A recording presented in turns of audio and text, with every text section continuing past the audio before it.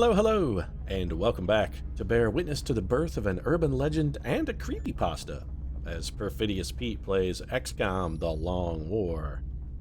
That's right, it's pasta time here at old XCOM HQ because I think that maybe, just maybe, I've finally reached a sufficient critical mass of XCOM backstory to see the tale beneath the tale.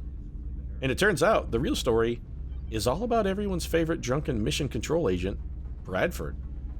Though, I may perhaps have done Bradford a disservice with my constant assertion that he's a hopeless drunk, because I'm not sure that he is anymore. No, in fact, I think there may be a deeper, more sinister explanation for Bradford's constant idiotic interruptions, nonsensical suggestions, continual failures to differentiate between urban and rural environments, and his complete lack of even the most basic geographical knowledge. And it's because Bradford is dying. You know that cutscene where the turncoat is revealed in mission control just before the base gets invaded by aliens? Yeah, it turned out that happened, but not the way it plays out in the cutscene. You see, the truth is that XCOM wasn't able to stop the raid, and the aliens completely destroyed XCOM headquarters. And Bradford, noble soul that he was, grabbed his pistol and did his damned best to aid the defense, but ultimately, all his bravery earned him was the same ignoble end as everyone else, with his face getting melted off by a blast of alien plasma. And all of this, the Lindsay Lohan sacrifice, the birth of Project Lazarus, Dr. Shen's crippling Alzheimer's, all of it, it's all happening in Bradford's mind. As he lies on the floor, his face liquefied and slowly sliding down the front of his skull, the last few working neurons in his dying brain are spewing out endorphins and constructing the entirety of this fictional reality in order to ease the suffering of Bradford's final moments. It's the only thing that makes sense, really. I mean, it's the only explanation that actually explains anything. It's all the fevered fantasy of a dying man, which is why he seems like a hopeless drunk all the time. His brain just can't keep facts straight anymore. Think about it. Of course, you know, even if that is true and my creepypasta is 100% correct, it doesn't mean we get a stop. I mean, we have to do what we can to make Bradford's last fantasy a happy one, don't we? I kind of think we do. And I'm not going to stop calling him a hopeless drunk either, because, I mean, that's all part of the fantasy as well. But it is a fantasy. Bradford is dying, and that's the sad, sad truth of it. But since we're on the subject of dying, let's talk about people who didn't die on our last mission, surprisingly, because our Exalt raid last time turned out to be, I think, one of our best missions ever. Picked up a couple nicknames as well. Tomoe Gozen. Picking up the moniker Scarecrow. That's not going to work for Tomoe Gozen. It's not going to work. It's going to be Princess Gozen here, because one, Tomoe Gozen is a princely killer, and two, she actually was a legitimate straight-up princess who kicked a fuck ton of ass as well. She's not the I need rescued kind of princess. She's the I'm the princess who's here to fucking shove your teeth down your throat with the sole of my boot kind of princess. So it's really sort of an ironic nickname for Tomoe Gozen, because let's face it, while she is an actual princess, she's no fucking princess. As for War Dog Sun Tzu, that's too goddamn perfect. I'm not even going to attempt to change it. The computer has fucking bested me in every category here. Not only is it better at, exploiting tactical benefits for missions for the aliens than I am, it's also better at nicknaming troopers. I can't do better than War Dog. It's too perfect. So, War Dog plays. It plays. And with that taken care of then, and the birth of a new creepypasta, take note, pasta fans. This is your XCOM pasta right now. We're going to start scanning. That took no time at all.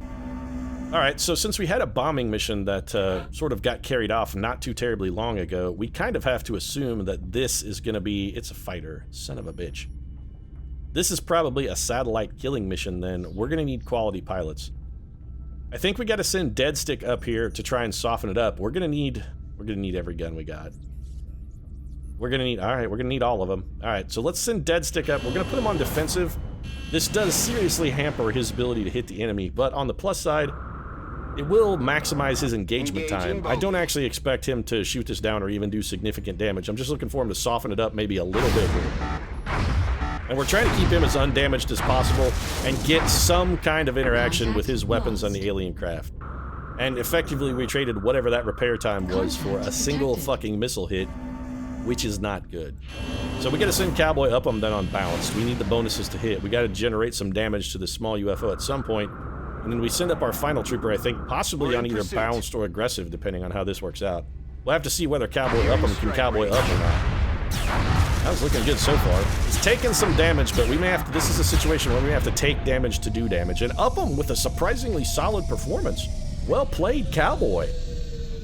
That's a qualifying ride for the Cowboy right there, folks. That's going to be a fine little score, and Cowboy Upham may just make it into the next round, folks. Oh yeah. All right, so we got a small UFO that is crashed. We're gonna definitely send an intercept team, but I think we may send some rookies on this one. I mean, small UFO. Oh shit, we only have one fucking rookie. We have one rookie who's absolutely terrible. Actually, we have two rookies. I just think one of them is tired, maybe. We have a tired rookie. We got Lena Kramer, who is actually a tired rookie. She's not injured, she's just fatigued. But we only have one active rookie. We gotta okay, so we gotta hire some more troopers here. I mean, we're definitely gonna go raid that UFO, but lest we forget, I honestly think our best bet here is to head to the barracks. We gotta hire some more soldiers. I'm gonna hire, do I want 3? Yeah, we're gonna go for 3, which means we gotta swing by the gray market and flip this shit. We gotta flip this house, peddle a little of our disposable income. Floater corpses. Let's go for a thin man corpse. That gets us 7. It's going to put us at 75, which is going to let us buy 3. That's exactly what we... Well, it's not what we need. We need more, but 3 is what we can afford. So we're going to go for 3. And I'm pretty sure I'm not going to go with mech troopers or shivs on this build. So we're going to need, I think, quite a few more troopers. It's going to be really expensive to buy them. I'm not sure that the situation, their solution to the problem here in Build 15E, with people just hiring and firing troopers who had shitty stats, I'm not sure making them more expensive is necessarily the proper solution to that problem. They should have possibly changed the firing mechanics. But 25 credits a trooper is real expensive. And I mean, I understand people were abusing the whole churn and burn method where they just hire troopers and if they didn't have amazing stats, immediately fire them. But it really does kind of punish players who try and develop a very deep roster of a deep and big. I mean, it kind of penalizes you for trying to have a solid quality team that's rolling deep like the San Antonio Spurs. And I use the Spurs having no idea whether or not the San Antonio Spurs are in fact rolling deep. They could be like basically a 3-man bench for all I know. I got no fucking clue. I would love to have another gunner. Matahari's down for a day. On the plus side though, Matahari is also back in a day. Marie Antoinette's down for 4, but she didn't really contribute a whole hell of a lot. We got Sporty Austin is wounded, but coming. You know what? We got 2 that are coming back in a day. I think we can probably afford... I don't really want to take the Iron Lady, so let's not take the Iron Lady. Let's bring Shock Attack Zulu instead. So we got the Shock Attack gun. He's got the heat ammo. Since he's a mobility build, we're going to give him the auto laser and our phalanx armor. That'll be fine. We'll equip him up with a little bit of scope and laser sight to complete the kit. Shaka unlikely to level on this mission, but he's going to close in so that his next mission is almost guaranteed to level him. I'd love to have an engineer, but we only have 1. Oh, we have 2 engineers available. All right, then. It seems like overkill to send Nikola Tesla on this mission. It really does. We got to have at least 1 quality engineer, though. We got to have it. So this is kind of beneath your skill level, Nikki, and I apologize sincerely. On the plus side, it is entirely likely that you will level as a direct result of this mission. So, I mean, there is some benefit to be had here. Tesla going to get outfitted with a laser rifle and just an assortment of grenades. Should be fine for him. Assault troopers, we can sort of afford to go ghetto on this. I'm not sure we can afford to go as ghetto as both Oishi Yoshio and Michael Jackson, though. We either have to take the bench or Steve Irwin or Teddy Bully Roosevelt, and I would like to go see the redux of Teddy and the bench, but honestly, I don't think we need them both, and really on this one, I actually don't want them both. So we're going to go with phalanx armor, of course, the scatter laser, little ceramic plating, alien grenade. You know what? Let's get rid of that alien grenade and give Teddy Bully Roosevelt the capture opportunity here. We still haven't captured a sectoid, and I would like to get my little grubby mitts on one. I think we'll go with Michael Jackson, probably as our secondary assault. Michael Jackson is really, really fast. That's the one thing we can give him. Quick on his feet, which, I mean, if you've ever seen the man dance, come on. Of course he's quick on his feet. He's Michael goddamn Jackson. He's got the most fantastic footwork of anybody since fucking Jim Brown. Or possibly Walter Payton. Anyway, phalanx armor, scatter laser, arc thrower, ceramic plating. MJ is sorted. What else do we have? We need a scout. Pretty much guaranteed. We could get away with like a lower level scout on this one. Ava Perone is our lowest level scout. Holy shit, how did that happen? Do we have like just a bunch of scouts that are in the hospital? No, it's just that we have the big bad wolf and Thomas Avarice Edison at the top of the pile. Alright, well, let's get old Don't Cry Perone.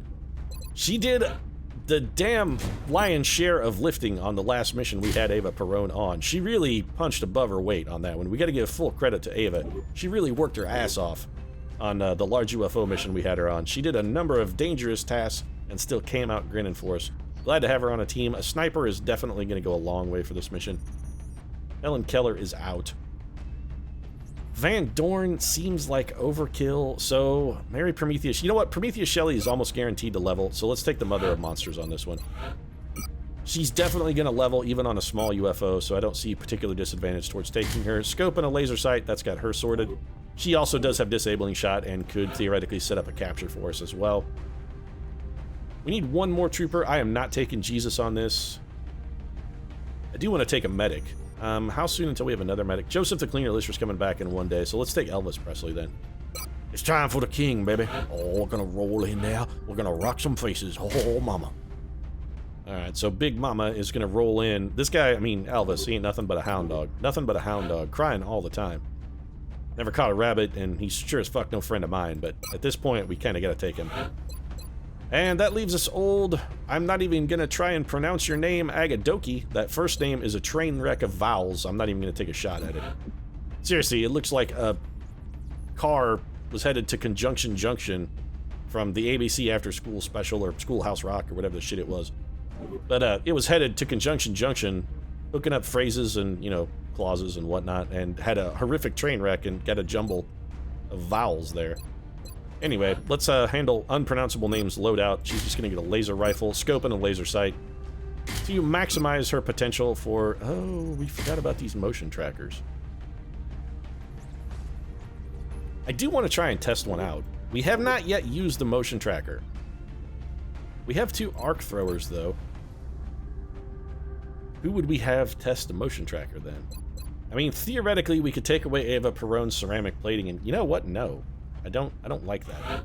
Alright, Agadoki, here's what we're gonna do with you, then. We're gonna change your loadout slightly. We do want to test this motion tracker just to see how the damn thing works. So you're gonna get a scope and a motion tracker.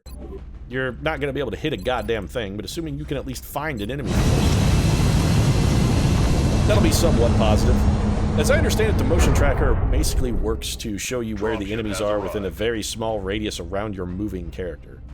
So they are seeming to be of kind of dubious usefulness, but it strikes me that they would be handy inside like buildings and or ship, which is good because we actually have a building here where we can maybe take advantage of this. In a densely populated urban area. We'll need to move in and secure. I'm sorry about your dying brain, Bradford. I really am.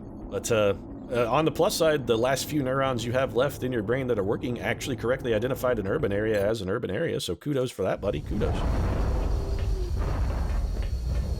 If only you weren't slowly fading from this mortal coil, Bradford, I wouldn't have to feel so guilty about making fun of you all the time. Not that I fucking feel guilty about making fun of them all the time, because I assure you I absolutely don't feel guilty. Alright, Agadoki. I don't expect this motion tracker is going to do you any good this turn. So let's move you to here. And we'll see if maybe we can have you make use of that on a future turn. We're going to play this one fairly cautiously. Heading out. Ascendal MJ. We have no idea where the aliens are. Honestly, our best bet would probably be to fling a battle scanner up in that direction. I believe we only have 1 battle scanner. Oh no, Ava Perone actually picked up the battle scanner ability. Fantastic. Well, we're definitely going to deploy some of these bad boys then. Ava Perone, abundant battle scanners. We're going to get them out there so we can find these alien sons of bitches. What do we got? Anything, Ava? What do you got? A whole lot of nothing. Alright, well, nothing is not something I was expecting, but I will take it. I'm not ashamed to take it. Teddy the Bully Roosevelt, bring you over here. We're going to put you on Overwatch, buddy. What about the Mother of Monsters? What are we going to do with little Mary Shelley here?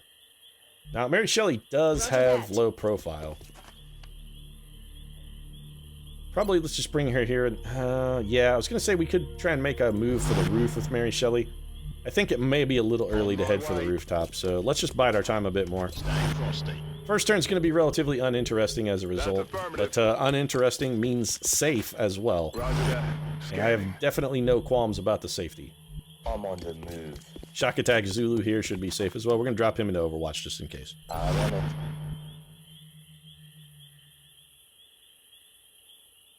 the scanner here, but I think we'll probably just overwatch. It does have a limited number of charges. Starts with 3. I think we overwatch just around the horn for the rest of the team. Let's see if we can get an audio clue to help narrow down our alien locations. That'll be really handy. Alright, well, we have mutons on the map. That's all you're gonna give me, huh? Alright, then. So, let's try this motion tracker. Oh! Very intriguing. Alright, so we have aliens in this direction. What if I come up here? Position. How much closer does that get me? Alright, so aliens are probably not in this back room, actually, now that I look at things. They're probably out around the rear of the... I don't know, they could be in that back room, actually. Alright, so let's bring MJ up here. I think I may actually really like this motion tracker. I may very, very much like this device. I'm a little torn at the moment. We've only seen it in action for 1 turn. But currently I'm thinking it might actually be better than the battle scanner. It's real handy.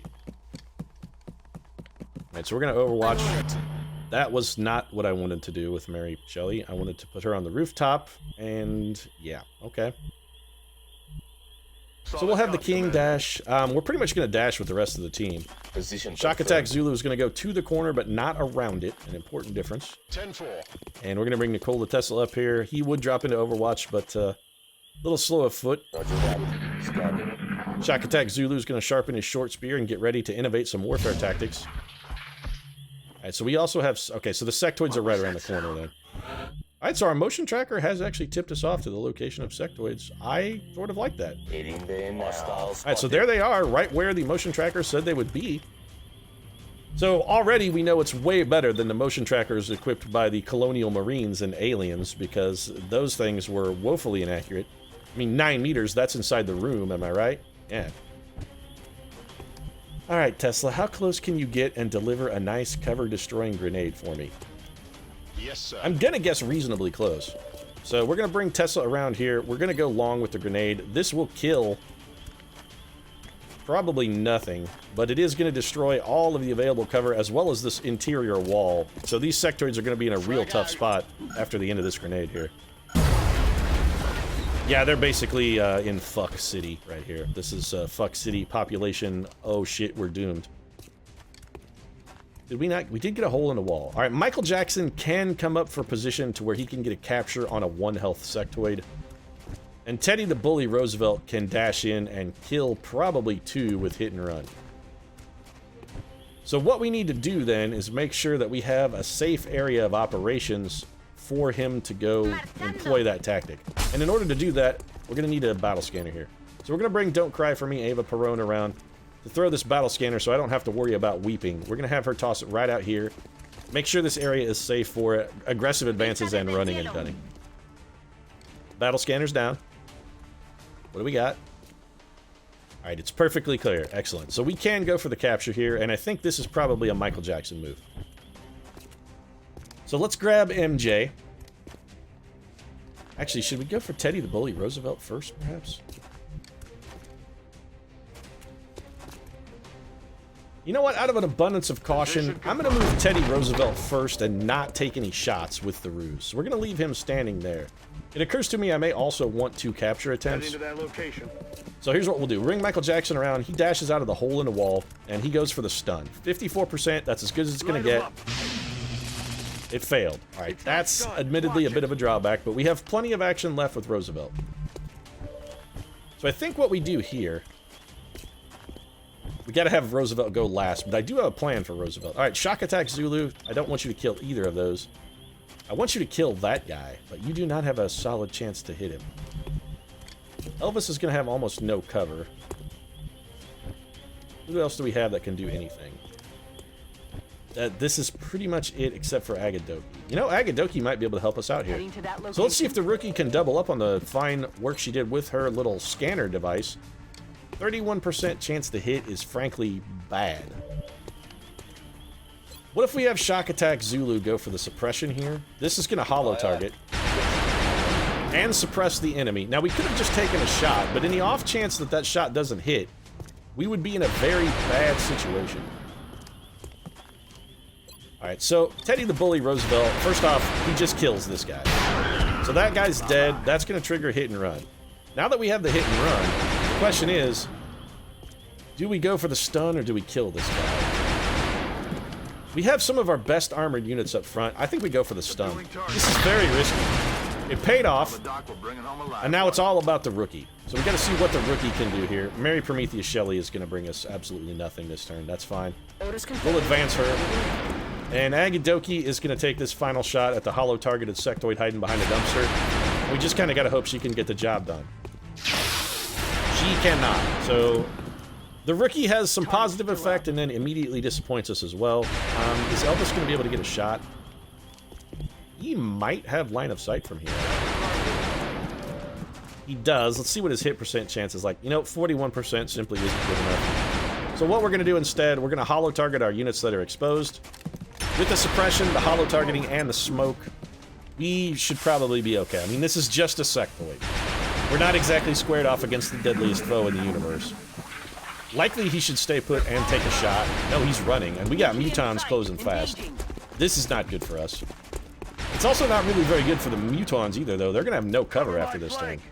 Shooting at the rookie? Did a mind fray at the rookie, which failed. Honestly, I have to say I was not expecting the psychic attack. Very creative use of available resources for the mutons. Alright, so Nikola Tesla, you need to wheel and deal a grenade for me. Are you going to have anywhere you can do that from cover? The answer is no. If we bring you up here, you will be tragically flanked on your next turn. And possibly still not within range to destroy the cover. And even if he does destroy the cover, we may not have enough damage to finish the job. Alright, so let's see what kind of shots Agadoki has. Bad, bad, and frankly worse. She is not going to really contribute a whole hell of a lot for us. Alright, so MJ could dash forward, get a flank shot, and almost certainly one kill. Teddy the Bully Roosevelt could actually do the same thing, though, and get 2 kills. He could take down a sectoid, and then probably also kill that guy with a critical. Honestly, I think this is the better bet. So we bring Teddy forward. First off, Teddy's got... We don't want to take that shot first, just in case it doesn't get... You know what? Actually, we do want to take this shot first. In the event that this does not garner a critical and a kill, which it almost can't do. 4% to not critical. Alright. We did want to double check, and we're going to hold off on Teddy's hit and run shot. Let's see what MJ can do. Aye, aye, Commander. If he can put some solid damage on one of these other mutons. 91% with 16 critical, 70... Yeah, the sectoid is still there. Honestly, I'm more concerned about this guy. That is real unfortunate for Team Us. That is a very tough miss. All right, Bully, what do you got? 86 with a 46, 74 with a 46. We may come back to that. Shaka Zulu, do you have a shot at anything? Just the sectoid. That is not good. All right, what if we bring Shock Attack Zulu over here? That is not close enough for him to get a shot at anything else. Mary Shelley actually has a shot here. It's just at the sectoid, but it's the only shot she's going to get. I think it's probably worth taking. A little luck here. And there's no luck. I mean, this is Mary Shelley, the mother of monsters. No, there was no luck involved in that, honestly. On it.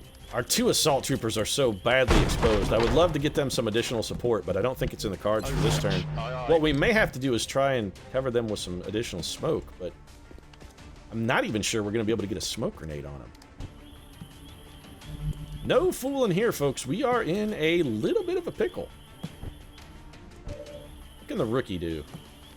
Anything, rookie? Rookie has 2 terrible shots, but the rookie can advance to cover behind this dumpster and maybe improve her situation very slightly. She did not improve it a single fucking lick. So 81 on 36 or 74 on 36 is now the question.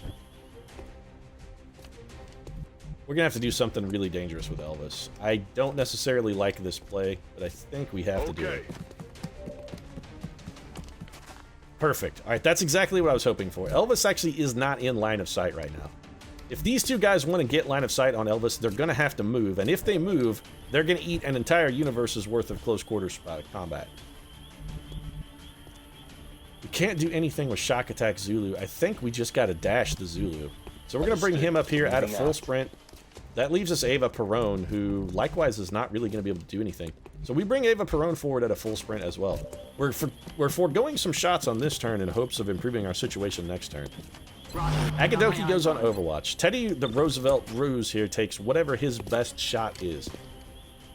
This one is, you know, I would say it's pretty likely to get a kill, but I'm not necessarily sure it is. I think we go for the guaranteed hit. This is unlikely to get a kill. It didn't even hit. We're in a completely, total, fucking ruinous world now. This is very bad for us. So here's what we're gonna do. We gotta drop smoke. Smoke out. Try and cover our assaults. We could be in for a real bad time right about now. It's not a Funk Soul Brother situation. You're throwing a grenade? I would not have expected that, but it's a quality maneuver. What's happening here? Our rookie is down. Jesus, rookie, you got nothing. And, oh, Shock Attack Zulu. Getting very lucky with the miss. So, rookie is in real bad shape. I mean, on the plus side, these two assholes are dead. We're just gonna straight up murder both of them. Neither of these units survive this turn. Little salty about the rookie, though. So that guy... Oh, Need ammo. thanks for tempting me. That guy has 1 health and we have an arc thrower, do we not? No, we used both of our arc throwers. Good, I am no longer tempted. Both of our arc throwers have been used. Teddy the Bully Roosevelt is out of ammo, but that's okay. This shit stain has 1 health. We're just gonna pistol his ass. Teddy puts him down like an ailing pet. Sorry, but, well, the veterinarian has advised us that you should no longer be alive, sir. And, well, Got it. we did what we had to do. Nobody likes it. It's always tragic and heartbreaking when it happens, but sometimes it has to be done. Not getting the kill there is very bad for us. Alright. Somebody has to patch up Agadoki because Rookie is sucking concrete here. We got the King, we got Nikola Tesla, and we got Mary Shelley. You know what? Ava Perone can probably handle the whole Muton situation here. So let's let Ava go take care of this fucker. This isn't going to be a can't miss shot. Ava Perone is the drop. Johnny Muton is out of action. We got to go salvage what's left of this fucking piece of shit Rookie. And I swear to God, Rookie, if you damaged my laser rifle, I'm going to be pissed. I'm going to be real pissed if you damage my laser rifle, Rook. I'm going to be real upset with you. Also, we need to get some heals on Shock Attack Zulu, because he's fairly badly injured. I'm on it, Commander. Mary Shelley's going to the rooftop. I have to assume there's only probably 1 or 2 enemies left on this map. They're going to be inside that, inside the UFO. It's going to be pretty much guaranteed outsiders. Moving out. So I'm going to advance in that direction with basically no caution whatsoever. Well, Rookie, I liked the motion tracker. It seemed rather useful. I have to say I'm less pleased with the fact that you got taken out by 5 damage from a grenade. That's Back in. somewhat unacceptable, honestly. I mean, if you can't take 5 damage and keep on kicking, you're not long for the project, ma'am. You're not long for the project. I'm not sure you're XCOM material if you're that weak. Good to go.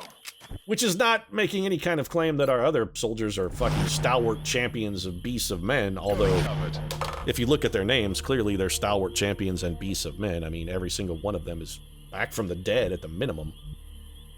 Do we not have more medkit? We absolutely do. Wow, okay, there we go. I was gonna say, I do want to throw some heal here at Shock Attack Zulu. Now, Shock Attack is going to be injured at the end of this mission, but with the field surgeon ability, he should not be dramatically injured because he's going to have a 1 wound effective injury. So, yeah, he's going to be hurt, but it shouldn't be end of the world. It's like 7 to 10 days somewhere in that neighborhood. Slightly longer than his fatigue timer. Will do. I do have to say, though, one thing I'm not pleased about, Shock Attack Zulu has a very, very strong propensity for getting himself shot.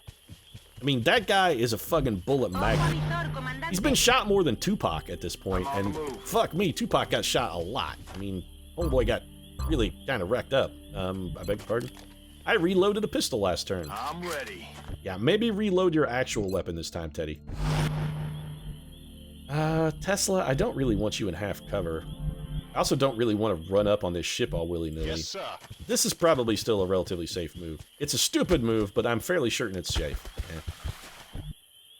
So, my brazen aggressiveness not costing Heading anything there here. now. And I'm going to double heal Shock Attack Zulu. We have tons of medkits. No reason to not go ahead and patch him up here. Easy now, soldier. That's got him back full. Just in case Shock Attack happens to swallow another grenade, we do want him as most capable fighting trim as possible. I'm on it, Commander. Shock Attack can head forward, dropping a little Overwatch for us. I imagine what we're about to see is a fairly standard assault on a UFO. I mean, we're not looking at anything magic. And we do have a capture, by the way. There still is Johnny Sect. Why does that say deceased? That man is not deceased. He is unconscious. We didn't blow him up with a grenade. Did the Muton grenade that fucking guy? If he got grenaded by that Muton, I'm gonna be really fucking salty, actually. Also, that's a damn clever idea for the Muton. Like, way more clever than a Muton should be. If he grenaded his own captive, also, Mr. Muton, I'm just gonna say, that's some fucking cold-blooded shit, by the way, also, dog. I mean, Understood. Moving that was your out. home slice, and you just fucking threw him out like a piece of trash. Stepping off. We're gonna be running full advance here. Like I said, probably looking at a fairly... You pathed in the worst possible direction, Ava Perone. Please don't fuck us. Alright, Ava Perone did not fuck us. But what is about to follow is likely just a garden variety large UFO assault, or small UFO assault rather, against a single or possibly a pair of outsiders. I'm fairly unconcerned about the way this is going to turn out. Alright, so it's one or two outsiders and they're going to be right over in this position. We will be in an excellent spot to assault them. So we're going to bring Ava Perone over here to this half cover. Again, low profile, going to be doing some work for Ava Perone. We do not have vision on the enemy, huh? Alright. That's a little salt-inducing, but this is going to get us vision, you can bet your sweet ass, because they're in here. Yeah, okay, so it's one outsider. He's right there. I would like to capture the outsider, but we already blew our wad on what ultimately may net us nothing. I'm going to be really upset if that Muton grenaded. If he grenaded that set, I'm going to be real pissed off if he grenaded him. Real pissed off. Honestly, I think we take another turn of setup here. Roger that. Scanning. MJ should not have vision from here. Yeah, alright. We can afford another turn of setup. Let's get Teddy the Bully Roosevelt ready to dash in for support. And honestly, we can probably afford to move Mary Prometheus Shelley here. So we're going to move her to a position where maybe she'll be able to contribute something next turn as well. Nikola Tesla's just going to stay where he's at, drop into Overwatch. The king, gonna get ready. Oh, mama. Here comes the big show from Elvis Aaron Presley. Oh, mama. It's gonna be a big show. Gonna be a big-ass show tonight. Now, the question is, do we lead this off with a disable weapon? It's actually not a bad... You know what? Yeah. This is the safety play, and I'm going to take the safety play on this one. We could have just gone for damage, but what this move does, it spawns the enemy and ensures that we can just approach him with reckless abandon. He should not be able to activate any kind of abilities he has, close quarters combat, blah, blah, blah. Any of that shit that he happens to have, none of that should work because he does not have a weapon, so... Let's bring Shock Attack Zulu in here for the hollow targeting. We can just start things off. With our best, also 79% chance to hit's not too fucking shabby, and getting the job done, so this guy's just dead then. Let's just send Michael Jackson in for the kill on a run and gun. We'll erase this prick. On the move. And then we can find out whether we just saw the cleverest Muton grenade of all time, or that capture is still captured. I'm thinking that Muton grenaded his ass, though. If he grenaded him, that's... Oh, check it, mate. I mean, that's some clever girl shit right there. Have I? Yeah. Alright, what do we got? Come on, show me the sectoid. Show me the sectoid! Come on, I want to see him. Captive. Sectoid captive? I want to see sectoid captive. Mary Prometheus Shelley picking up promotion. Agadoki getting promoted and gravely wounded in the same day. Again, that must be a Purple Heart promotion. Shock Attack Zulu, 6 days in the hospital. It's basically his fatigue time, so not really a huge deal there. Alright, what is it for the Mother of Monsters? Platform stability, not really very good. Vital point targeting, eh. Executioner, quite good. Yeah, especially with the double tap ability, Executioner is going to pay big dividends. I don't expect us to be taking in the zone. I understand the benefits of in the zone snipers, but without mimetic skin, it really becomes a little more difficult to make use of. So I think we go with Executioner here. And just set up for Mary Prometheus Shelley to ultimately be a double tap sniper. Agadoki is a what? You know, she's got a reasonable foot speed. She'd actually be an okay Grenadier. I think we go Grenadier here.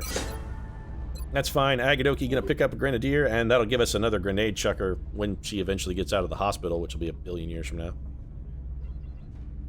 And that's it for promotion. So let's check on the whole sectoid thing. You son of a bitch. You magnificent muton son of a bitch. We took all of those risks to set up a capture, got Shock Attack Zulu injured, and then Johnny, the cleverest muton in the universe, fucking whacks him with a grenade. Wow. That Operation Bleeding Fog, a very salt-inducing ending. The denial campaign, muton going with the fucking scorched earth policy.